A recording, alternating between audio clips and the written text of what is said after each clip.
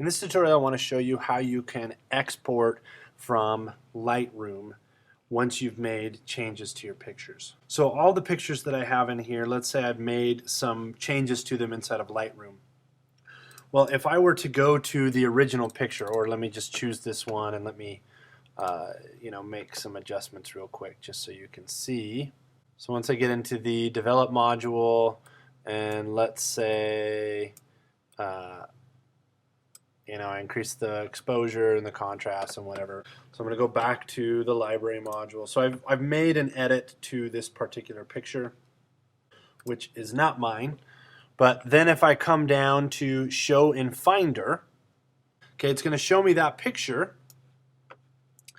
But if I bring up this image, okay, you're going to notice that it's not the same as the one on the left. This is the original still. It's not the same as this edit here. So what needs to happen is I need to actually export my edited picture from Lightroom. So I need to be in the library module for this to happen. And if I want to export more than one picture, that's fine. I can select multiple images, or I can just select the one. And then you're going to click on the export button. The export button brings up a dialog box like this, and it gives you options. So this first one is, where do you want to save it to? So it could be the same folder as the original photo, or a specific folder. I choose usually a specific folder, and then I'm going to tell it where I want to put it. So I'm going to click on choose. I usually put it just in my pictures folder, and I create a new one that I call exported. That's just my way of knowing what I've exported and what I haven't. And so I'm going to put it into that folder. Okay, I'm not going to put it in any other folder. If I wanted to, I could put it in another folder inside of that, and I could call that snake, and then it would be in the folder exported, snake, and then that's where the picture would be, but I'm not going to worry about that. I've already chosen my exported folder. If I wanted to rename it, I could actually rename it. I could give it a totally custom name. I'm not going to worry about renaming it. Then this is where file settings. So if you wanted to make sure that it was still a really high quality, then you might choose a TIFF.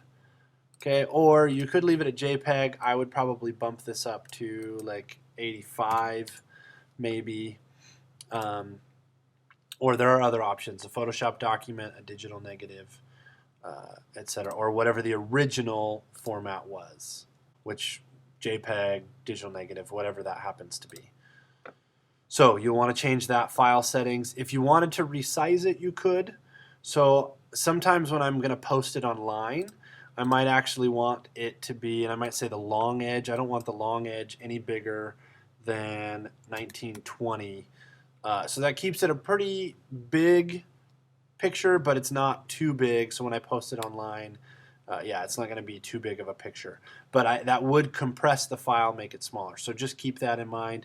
There are other information here, like I can choose to keep the metadata. I can choose to only put certain metadata in. I could even add a watermark. So I can have a simple copyright watermark that would put my Andrews Photo LLC on there, or I can actually go in and look at my watermarks. Okay, so this is copyright Chris Andrews, and it's going to put it in the bottom left-hand corner, and I can make some changes here. You could play with this, or I could even put a graphic on there.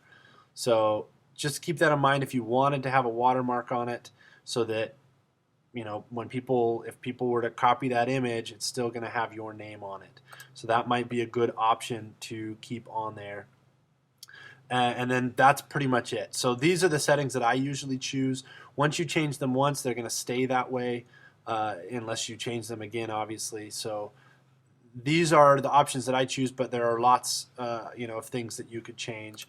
So then I just hit export.